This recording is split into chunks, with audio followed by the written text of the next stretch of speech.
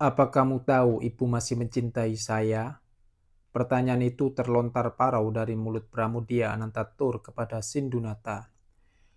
Mereka bertemu di barak pram yang sumuk di Pulau Buru. Di luar barak, gulita membungkus dengan sempurna di sepotong malam tahun 1978. Kelihatannya begitu, Sindu menjawab sembari mengangsurkan rokok, gudang garam, dan sejumlah uang titipan Maimunah Tamrin, istri Pram. Sindu terkenang, mata Pram yang sendu. Dia terlihat sangat posesif dan khawatir jika Bu Pram tidak setia. Dia orang yang mudah sekali terluka.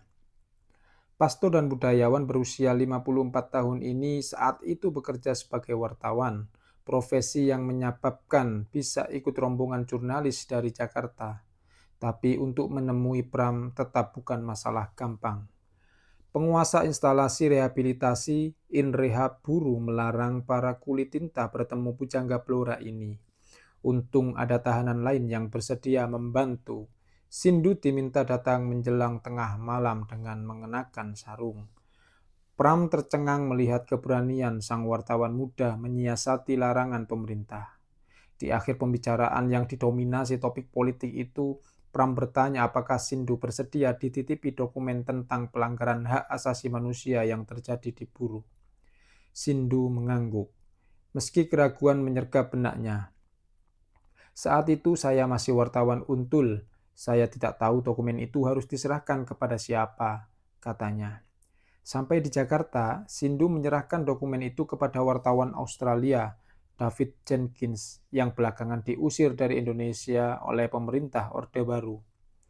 Menitipkan dokumen pada tamu yang datang menjenguk tak bisa dibilang tabiat Pram. Ia lebih mempercayakan naskah-naskah yang ditulisnya disimpan oleh sekelompok kecil tapol yang rapi dalam mengatur dokumentasi. Ucap Oi Hai Jun, rekan satu barak Pram di Buru. Ambil contoh tentang bumi manusia. Dalam wawancara dengan Tempo tahun 1980, Pram menyatakan bahwa roman itu sudah disiapkan sejak tahun 1961 sebelum ia masuk Buru. Pada waktu itu saya baca referensi, tapi ketika menuliskannya di Buru tak pakai referensi, katanya.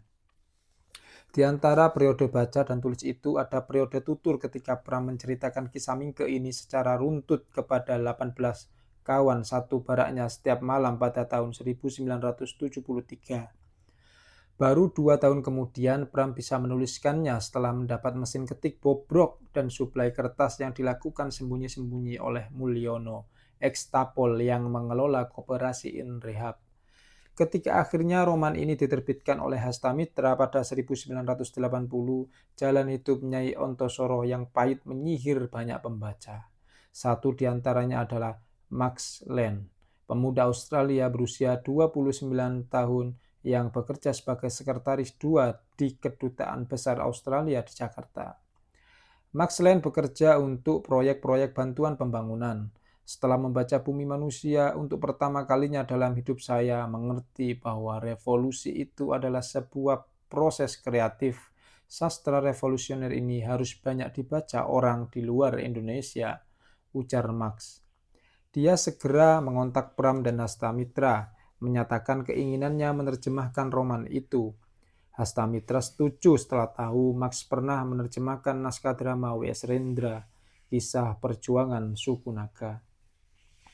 Maka Max memanfaatkan setiap akhir pekan untuk bisa memahami metamorfosis dunia seorang Sanikem menjadi Nyai Ontosoro. Ia juga menelusup masuk ke jantung karakter tokoh-tokoh seperti Minke, Annelies Melesma, atau Darsam. Bagi Max, tantangan kreatif terbesar yang ia hadapi bukan soal bahasa, melainkan bagaimana memahami pikiran Pram dan perjalanan revolusi nasional Indonesia.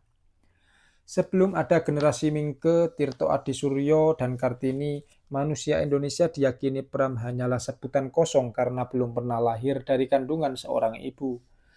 Ada memang manusia Jawa, Minangkabau, Aceh, atau Tionghoa. Tetapi manusia Indonesia bukanlah hasil penggabungan nilai budaya dari berbagai etnis, melainkan sebuah proses yang menciptakan sesuatu yang sama sekali baru. Proses ini berdiri di atas pertentangan antara nilai-nilai pembebasan dan ilmu pengetahuan dengan sebuah bentuk kediktatoran yang pernah bernama kolonialisme, ujar Marx mengutip Bram. Naskah itu lalu diterbitkan oleh penerbit Penguin Australia dan Inggris dengan judul This Art of Mankind. Namun buku ini berbuah petaka bagi perjalanan karir Maxwell sebagai diplomat. Ia dipecat oleh Duta Besar Australia, meski Marx berpendapat bahwa penerjemahan ini adalah bagian dari usahanya untuk meningkatkan saling pemahaman antara kedua bangsa. Terjemahan Marx itu lalu yang menjadi pintu gerbang bagi popularitas Buruh Quartet, Bumi Manusia, Anak Semua Bangsa, Jejak Langka, dan Rumah Kaca di dunia internasional. Maxwell pun ikut menangguk popularitas sebagai orang yang dianggap memahami karya-karya Bram. Sampai sekarang saya masih menerima surat dari segala macam pembaca yang jatuh cinta pada buku-buku ini, katanya. Meski keempat karya itu meniupkan nama Bram ke setiap pojok bumi, Maxwell tak setuju jika Buruh Quartet disebut karya terbesar Bram oleh sebagian kalangan. Dalam konteks buruh, kita seharusnya bukan bicara 4 karya, tetapi 8 yang semuanya merupakan sebuah kesatuan, kata Marx. Menurut dia, 4 karya lain yang mutlak disebutkan adalah Arok Dedes, Arus Balik, Mata Pusaran, dan Mangir. Dari 4 karya ini, hanya Mata Pusaran yang belum terbit sebagai buku karena naskah lengkapnya belum ditemukan sampai sekarang. Saat ini, Marx yang beristri aktivis perempuan Faiza Marzuki sudah selesai menerjemahkan Arok Dedes dan Hokiau di Indonesia, novel yang ditulis Bram sebelum masuk buruh. Senarai berikutnya yang sudah ada di kepala Marx adalah Arus Balik. Naskah-naskah ini sebuah kekayaan budaya dan politik Indonesia dan dunia yang sangat berharga. Kita mulai sadar bahwa energi pembebasan revolusi Indonesia tidak kalah penting dibandingkan dengan revolusi Perancis atau Amerika, tutur Marx. Karena itu, Marx tak habis pikir, naskah-naskah ini bukan saja pernah dilarang pemerintah, tapi sekarang pun masih tak banyak orang Indonesia yang membaca Bram. Marx menyarankan agar buku-buku Bram dijadikan bacaan wajib dari SD sampai universitas. Ide ini pernah disuarakan oleh Wakil Presiden Adam Malik sesudah membaca Bumi Manusia tahun 1981. Tak diajarkannya buku-buku Bram di sekolah Indonesia, kata Marx, mirip sekolah-sekolah Inggris yang tak mengajarkan Shakespeare atau Charles Dickens atau sekolah Amerika yang tidak mengajarkan Steinbeck atau Hemingway. Ini gila, ini kriminalitas, kata Marx berapi-api. Menurut Marx, sastra adalah basis bangsa.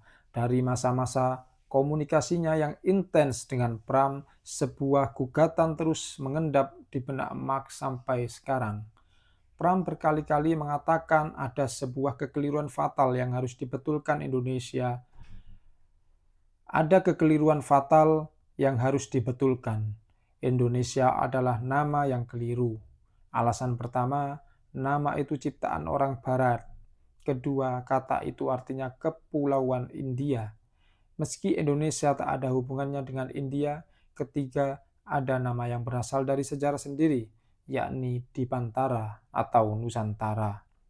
Lewat terjemahan demi terjemahan yang dikerjakannya, Marx menggaungkan pencarian identitas diri bangsa ini yang sudah dihela Bram lewat beragam roman sejarahnya. Berhasil atau tidaknya adalah urusan lain, karena sesayup terdengar jua upaya ucapan Mingke kepada Nyai Ontosoro. Kita sudah melawan Ma. Kita sudah melawan Ma sebaik-baiknya dan sehormat-hormatnya. Ditulis Akmal Nasery Basral dan LN Indayani pada judul Kenangan Para Pewarta Tempo 2006.